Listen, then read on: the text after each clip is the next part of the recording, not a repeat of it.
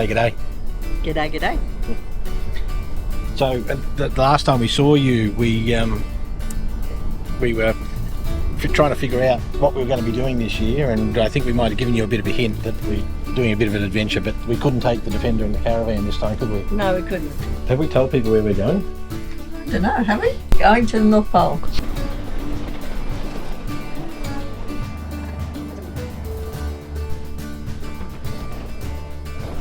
Next stop? Paris. Paris.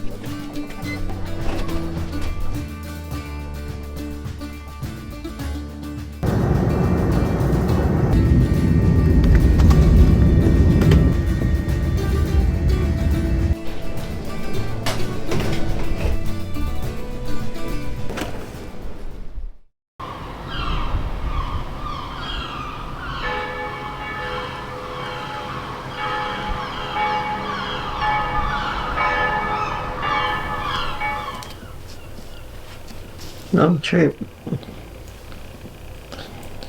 And we got the bills. We did. The bills. I can actually see it when you're not standing in front of the window. I'm always in trouble.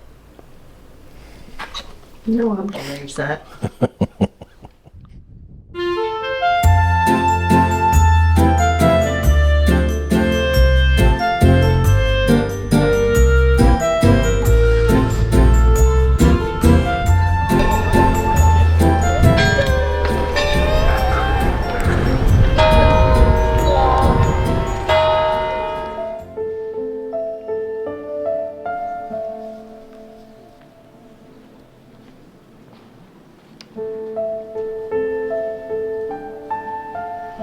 Well, we weren't expecting to do that, were we? No. Always fascinating though. Hey, bonjour. Bonjour, bonjour. We're not in the Defender now. So we landed, we had a pretty good run through when we landed in Paris, like really good. Like we were just in and out, and sort of the biggest muck around was we had to wait for the car. And I know all of the other Defenders and all the Toyota people, they're all going to be united when I tell them that I'm driving an electric vehicle. We thought we'd give that a go. We might reserve our judgment. We're on the road in the Somme department, so we decided to head out to the Somme battlefields and have a look at some of the Australian related sites while we're here, before we have to head back to towards Paris for a charter. We're heading to Fromelles, and Fromelles a very sad story, and then on our way back we'll do villers, bretonneux.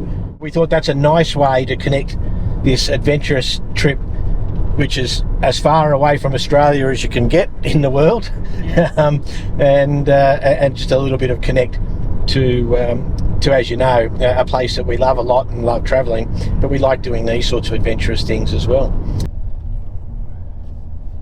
Church right on the edge of the road.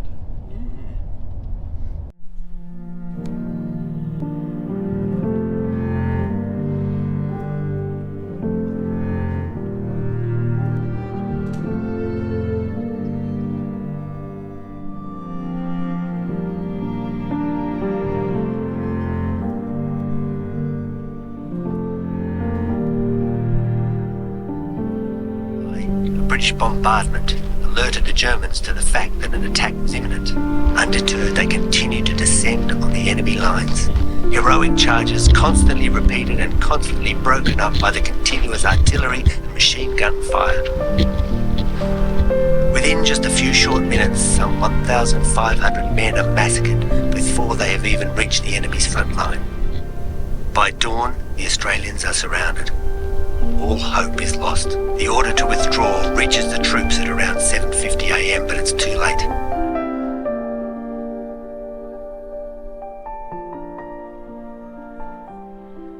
Buried in a mass grave by the Germans, lost and forgotten for almost 100 years.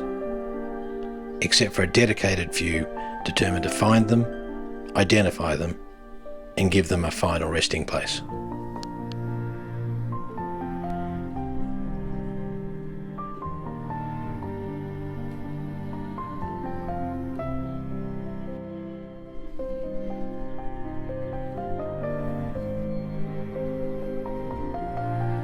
sobering, isn't it? It is.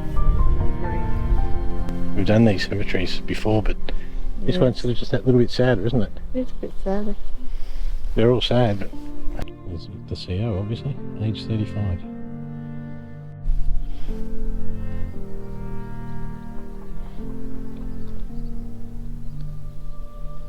There's the inscription from the family. After all those years. They didn't lose hope, did they? No, they didn't.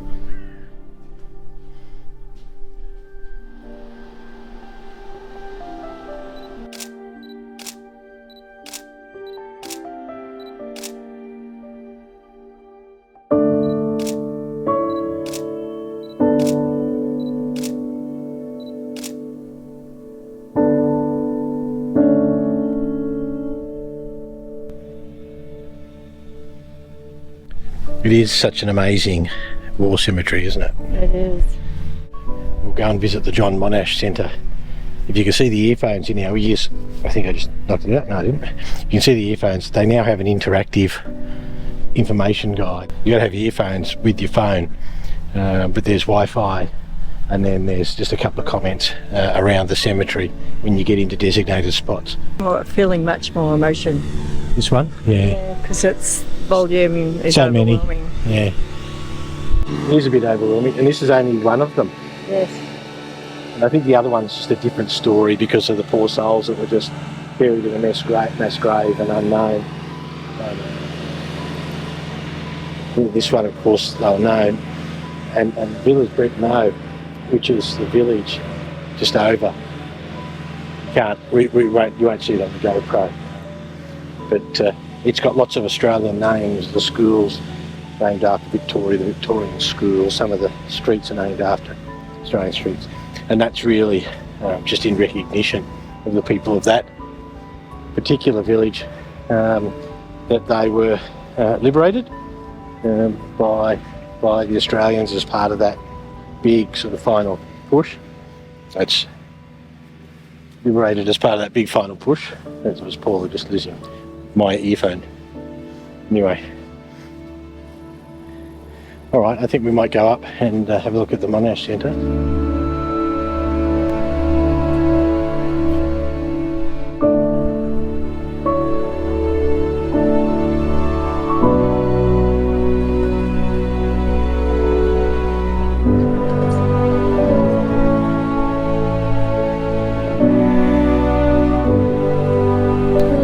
Signs that mark trenches from around the place.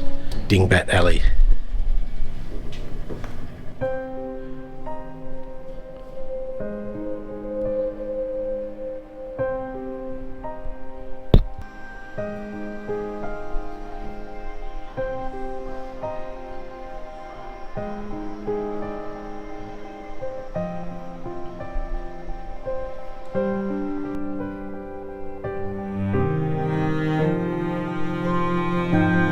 This is the immersive display, so it's supposed to be good.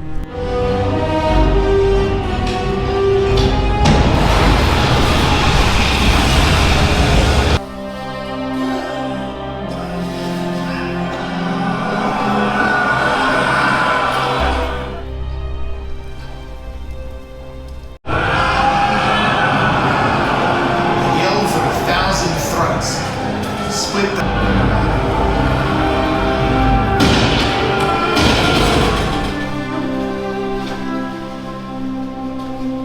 When the Australians came to France, the French people expected a great deal of you. We knew that you would fight a real fight, but we did not know that from the very beginning you would astonish the whole continent. There is no spot on the whole of the tortured soil of France which is more associated with Australian history and the triumph of Australian soldiers. Yes, it was good. Yes, it was good. It was really well done, wasn't it? Anyway, I'm glad we did those. They're a long way away and there's a fair bit of driving in and out. We'll head back, have a bit of a rest, Yep. see what we're going to do tomorrow. Yep. Then we'll head back to Paris. Yeah. It's really bad light in here, isn't it? Yes, very bad luck. That's because it's really early in the morning. So we're off to the next leg of the adventure. We're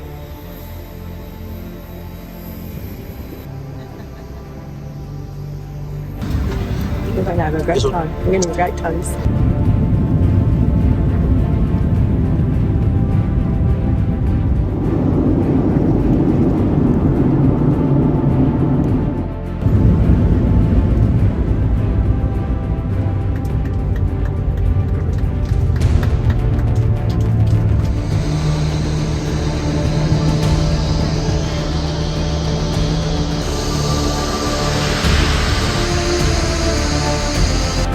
Our Longyearbyen town is not too old. It was found at the beginning of the 20th century, 1906 to be exact.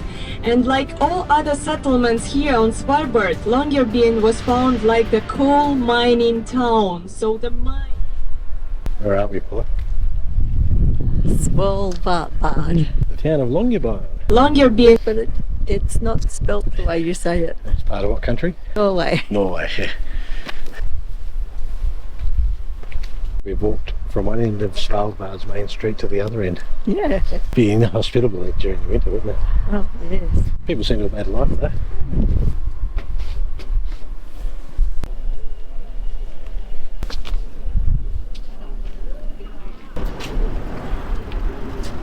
That's something you don't see on the doors of supermarkets at home, is it? I know. That's a little bit different. It's quite the tourist town when the ship's in, isn't it? Yes. It seems to be the main source of income now. People all the way up there. Longyearbyen. Longyearbyen. It's quite the tourist town when the ship's in, isn't it? Yes. It was a mining town. It would have been a pretty miserable old existence. The mine here closes in 2025. Most of the economy now is revolving around tourism. Ships like ours that come in. It's a pretty stark place though, isn't it? Yeah. And heading to the shops and seeing signs that tell you to leave your rifles and your pistols outside. A bit of a frontier town. I think they do get some polar bears here. Yeah, so we got a bit of an opportunity to have a bit of a wander around town before we jumped on the ship. I think we're going to the museum next. Oh, we're going, yeah, they're keeping us occupied just while they get the ship ready for embarkation. The temperature today is 11 degrees. It's about as cold as it gets at the minimum in Brisbane. And that's at night when you're tucked in bed nice and warm. yeah, so they said it's a nice day here. I'm not sure if I want to go there.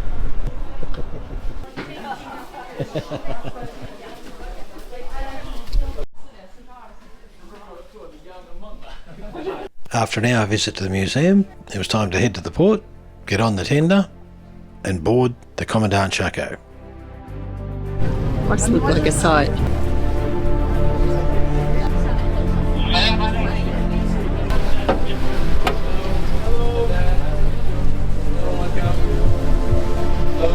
Hello, welcome.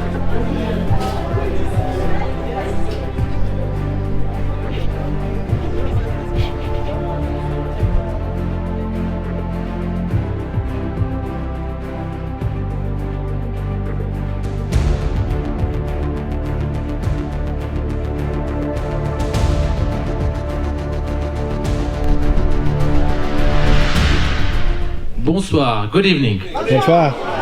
Bienvenue à bord du Commandant Charcot. Welcome on board the Commandant Charcot. My name is Charbel Dayer, your captain.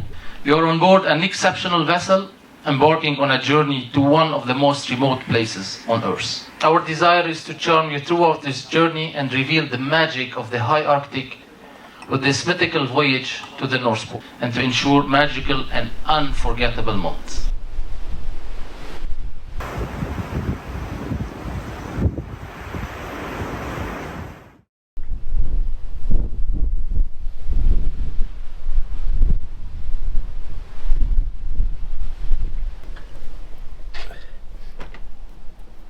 Writing the diary, they gave us a little book for a diary.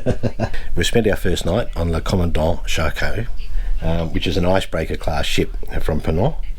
Yeah, it's good. We'd spent a bit of time, as you would have seen, at Longyearbyen. Longyearbyen. Boarded the ship by tender, we had to do all of our drill, what we've got to do if we get stranded on the polar ice, what we've got to do if we get stranded on the polar seas, and there's all different drills for all that sort of stuff. So very different from travelling around in our zone base, isn't it? But our room is about twice the size of our little base caravan. Of course, it doesn't have all the van facilities. But Yeah, come in. unfortunately, I've picked up a bit of a cold, but I think that was off the plane travelling over. So 17-hour flight, and a few people clearly had colds and coughs and those sorts of things. We're about to go off and get our big thick polar parkas. Yep. And we're going to find out what the expedition crew have got in store for us. Getting a jacket. We're getting our parkas. Guess what? We were heading down to the expedition team briefing when we got a call out from the bridge.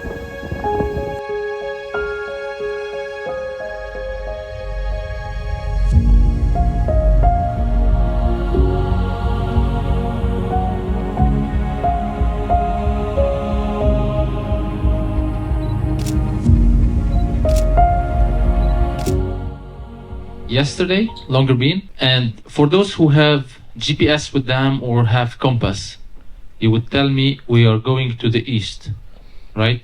Yes. What the captain is doing. Why are we going to the east? I will, in one slide, I will explain to you why we are going to the east and then to go to the north, to the North Pole, and the idea is to come back, to pass some time in Greenland, but or maybe we will pass by Spitsbergen for 1 day maybe, or that's why really I don't know. We have booked many things, but all will be defined by the ice.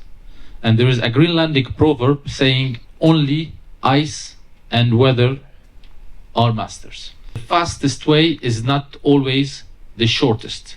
The yellow is the first year ice, and this color is the second multi-year ice, let's say, which is strongest, and we are talking about sea ice. So the idea is to avoid this strong ice and then try to get it there. So where you see the purple, that means it's very dense ice. So you see the scale here is 10/10 of ice concentration. So this purple color, and the blue is the open water. So, but we will go through this one, but just we adapt the speed and the noise. Okay, so the first contact you will be surprised, and then it will go.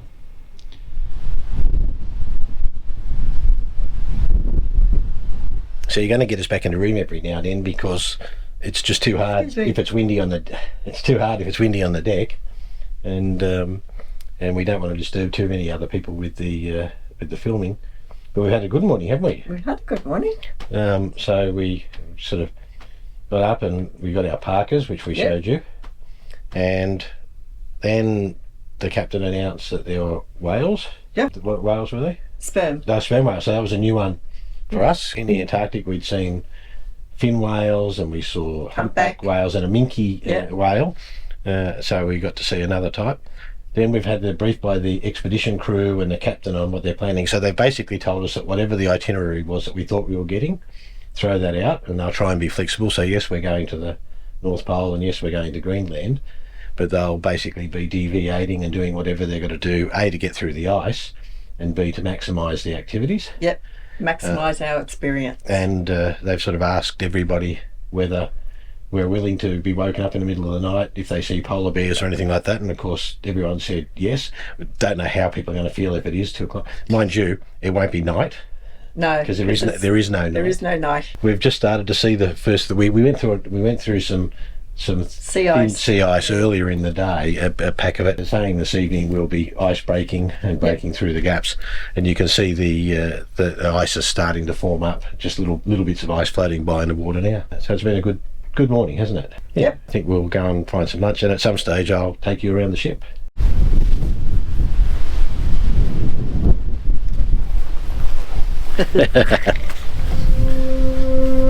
It's a beautiful sunny day, which they said is a bit unusual. But check this out.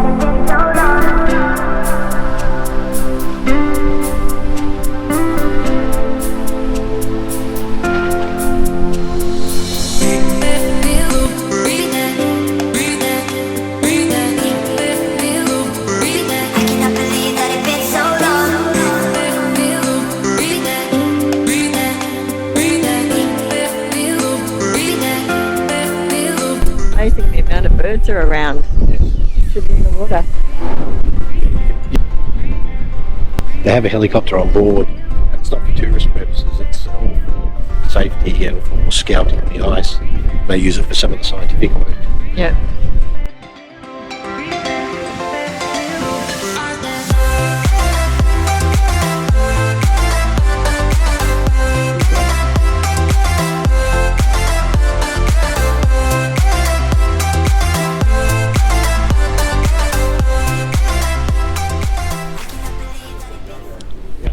So this brings a whole new meaning to el fresco. It does. It's an el fresco.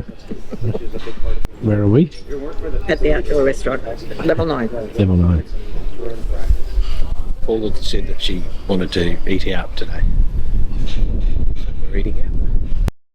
This is our cabin. So this is one of the smaller cabins on the ship. There's only 3 decks of passengers, relatively small number of people. It's bigger than the last ship we were on with Ponant, but it's still twice as large as our caravan. But to give you a quick look, it's all whistly and cold. It's balmy 1 degrees out there. 20 square metres, lots and lots of covered space. We won't show you in there. All sort of wardrobe space, those sorts of things.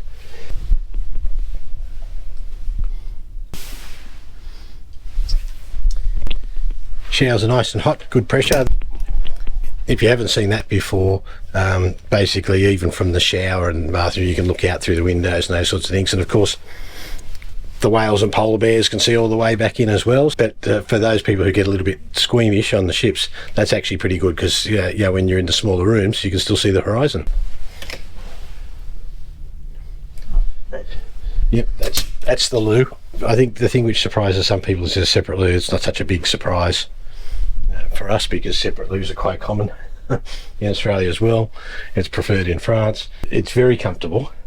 Yeah. It's very temperature controlled. You can actually control the temperature of your own room. And they have both European and US plug fittings. So for us, we've just got to convert. And we carry both US and European thingamajigs. Adapters. Adapters. That was the word I was trying to find. Yes. Slow internet speed here, so not enough to upload this sort of content on. We can get some messages back and forth.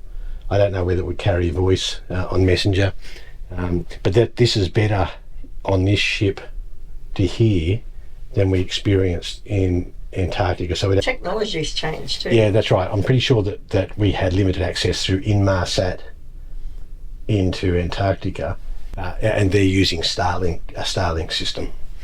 So just like the caravan.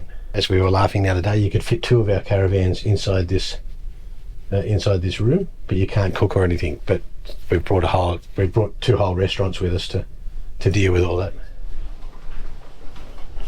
So this is the restaurant that probably has the bigger breakfast offering and those sorts of things. And we don't come here. We normally go just up to the observation deck for some coffee and some light fruit and breakfast. And some exotic. This is the main central stairwell, which connects most of the decks. And we are on. We mostly use the stairs rather than lifts. It's the observation deck, one of Paula's favourite spaces. Morning.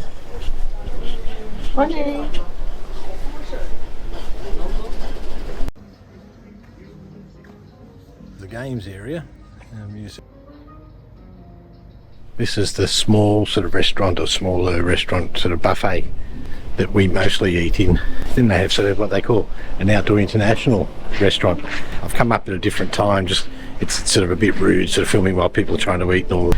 This is the back deck, which is a terrific place, but obviously sort of when you're in the really cold climates, it's a nice electric radiator with volcanic rocks It is actually quite warm. It's nice. The seats are heated, the outside bench seats, so they try to make it as comfortable as they can, and they've had some events out here. Bonjour. Bonjour, comment ça va? Très bien, yes. Bonjour. Très bien, merci. These are all the people that take the good photographs. We just take the amateur ones. We'll show you some in the video. Merci. Au revoir. This is the reception area on level 5, so this is sort of the centre. This is where we got processed on it. At the front end of the ship is where the theatre is, which is where we sort of go for the lectures and the briefings and all those sorts of things. Pretty, and they put on some entertainment in there as well. It's a cigar room. I couldn't even be bothered. So, Puggy. I think I might.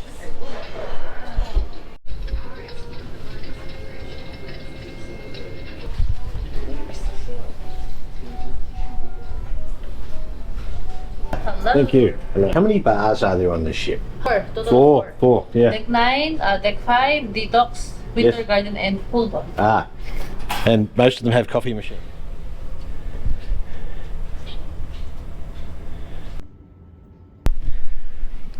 Heated indoor pool.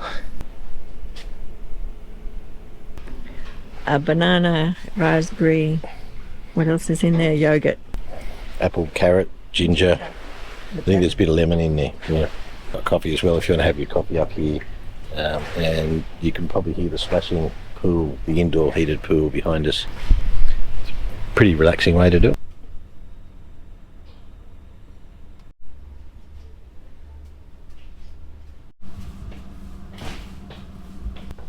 So the ship medical centre or hospital, and yeah, they've been very good. This is part of the expedition rooms. So all of our boots all stay here, and they all get automatically disinfected when we come in. So on previous expedition ships that we've been, all this would normally be sitting in the corridors outside our rooms. Oh, you can use it if you want. We're allowed to go onto the bridge, but we're not allowed to video.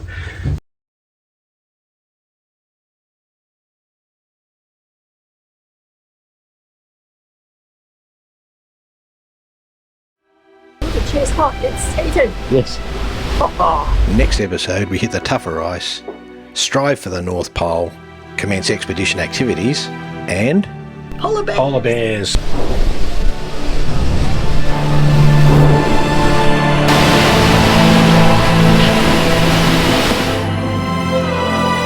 Again, thanks for joining us.